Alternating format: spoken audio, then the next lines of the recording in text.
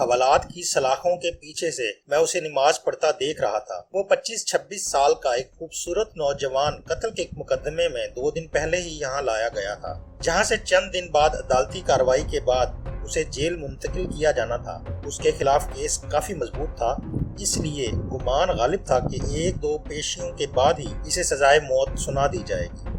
پہلے دن سے ہی میرا رویہ اور لہجہ اس کے ساتھ کافی سخت رہا تھا، لیکن اس کے لبوں پر ہمیشہ ایک دل موہ لینے والی مسکراہٹ ہوتی تھی، اور ہمیشہ وہ مجھے بڑا سمجھتے ہوئے ادب سے اور نرم لہجے میں بات کرتا تھا، اور مجھ جیسا سخت انسان بھی 2 دن میں ہی اس کے اچھے اخلاق کے سامنے ہار گیا تھا۔ اب وہ سلام پھیرنے کے بعد دعا مانگ رہا تھا۔ میں اسے دیکھتا ہی رہ گیا۔ وہ اس طرح خشوع و خضوع سے دعا مانگ رہا تھا کہ یوں لگتا تھا جیسے وہ جس سے مانگ رہا ہے وہ اس کے بالکل سامنے بیٹھا ہے۔ دعا کے بعد اس کی نظر مجھ پر پڑی تو اس کے لبوں پر پھر وہی مسکراہٹ نمودار ہوئی۔ اٹھ کر میرے پاس آیا اور ہمیشہ کی طرح میرا حال احوال پوچھا۔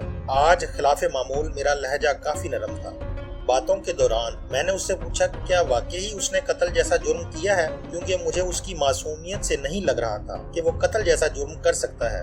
ایک انسان کا قتل پوری انسانیت کا قتل ہے، تو پھر میں ایسا گھناؤنا جرم کیسے کر سکتا ہوں؟ اس نے مسکراتے ہوئے جواب دیا۔ تو پھر میں نے سوالیہ نظروں سے اس کی طرف دیکھا۔ جب اللہ اس دنیا میں کسی کو اختیارات دیتا ہے تو اکثر لوگ بھول جاتے ہیں کہ یہ اختیارات اللہ کی طرف سے امانت ہے۔ وہ ان سب کو اپنا کمال اور حق سمجھ کے بیٹھتے ہیں۔ میرے ساتھ بھی ایسا ہی ہوا۔ ہمارے علاقے کے ایک بااثر انسان نے قتل کر دیا اور اتفاق سے میں وہاں سے چند قدم ہی دور تھا۔ اس نے الزام مجھ پر لگا دیا، جھوٹے گواہ بھی تیار کر لیے گئے اور میں یہاں آ گیا۔ مجھے دکھ سا ہوا۔ تو تمہارے گھر والوں نے کچھ نہیں کیا؟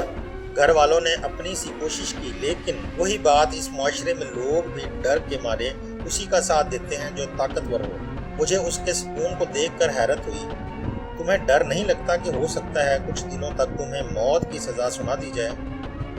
انشاءاللہ مجھے کچھ نہیں ہوگا۔ میں نے اس کے آگے اپنی عرضی رکھ دی ہے، جس کے سامنے بڑے سے بڑے بادشاہ کی بھی کوئی حیثیت۔ اس نے پوری یقین لہجے میں جواب دیا۔ میں نے پھر سوالیہ نظروں سے اسے دیکھا۔ میں اپنے اللہ کی بات کر رہا ہوں۔ اسے میری بے گناہی کا علم ہے اور وہ مجھے کچھ نہیں ہونے دے گا۔ اس کے ہر لفظ سے محبت ٹپک رہی تھی۔ تمہیں یقین ہے کہ دعا سے کام ہو جائے گا؟ اگر نہ ہوا تو؟ میں نے پوچھا۔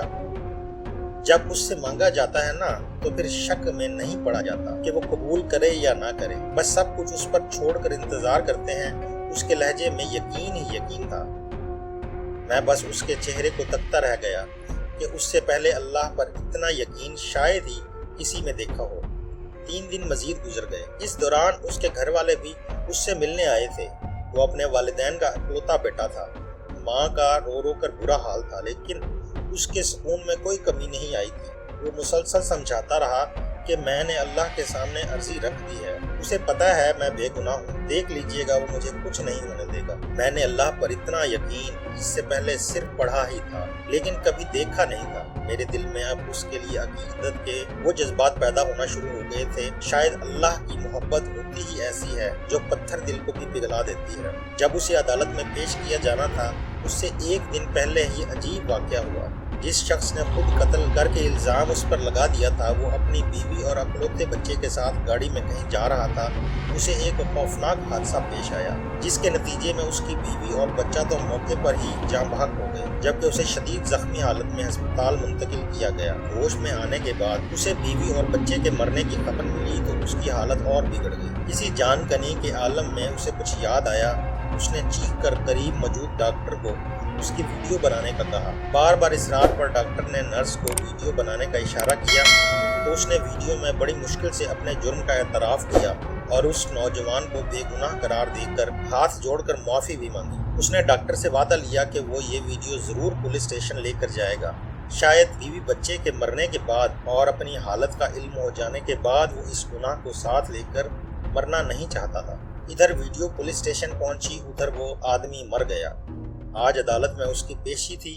عدالت کے سامنے اس کی بے گناہی کا ناقابل تردید ثبوت ویڈیو کی شکل میں موجود تھا، لہٰذا اسے باعزت بری کر دیا گیا۔ میں کمرہ عدالت میں گم سم سا کھڑا، یہ سوچ رہا تھا کہ اللہ ان بندوں کی جو صحیح معنوں میں اس پر یقین لاتے ہیں، ان کی ایسی بھی مدد کر سکتا ہے۔ اس کی ہتھکڑیاں کھول دی گئیں माँ रोते हुए उससे लिपट गई थी। बाप की आंखों में भी आंसू थे।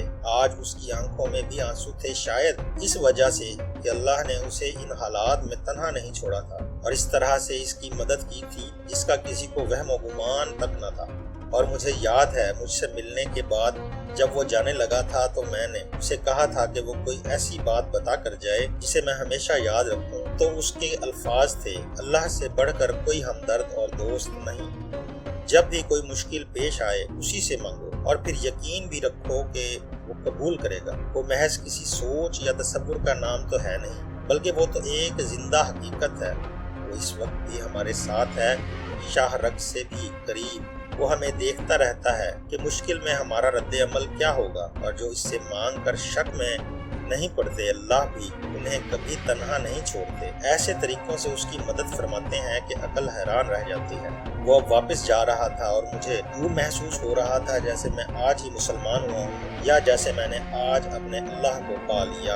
अल्लाहुम्मा सल्ली अला मुहम्मदिन व अला आलि मुहम्मद कमा सल्लैता अला इब्राहीम व अला आलि इब्राहीम इन्नका हमीदुम मजीद।